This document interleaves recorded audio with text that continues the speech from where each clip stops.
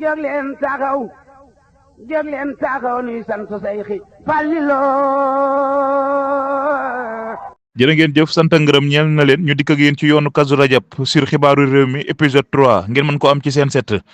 jumaay Tuubaa ji ginnaaw ba ko Serigne Modou Moustapha tàmbalee ci atum 1932 Serigne Fallou moo ko yeggalee. inauguré ko ci bisub aljuma vendredi juróom-ñaari fan ci weeru juin atum 1963 ci teewaayu kilifa yu bëri ci yoonu murit Serigne Fallou moo njëkk a nekk imaamu jumaay Touba li ko tàmbalee ci atum 1963 ba atum 1968 lu tolloog juróom-benn fukki ajjuma ak benn la fa jot a jiite juróom-ñeenti ajjuma rek la fa jiite wut mu nekkoon maam Fallou xibaaru réew mi moo ko xaatim mu mën a jàll ci bépp panel nag waaye tamit jàll ci seen bu mag bi di seen set jërë ngeen jëf kon mbokk yi ba suba ak jàmm. jal siyaar Ahmadul Mbakki jal siyaar waa Baqiya xabru Tayba siyaar kër njool Makka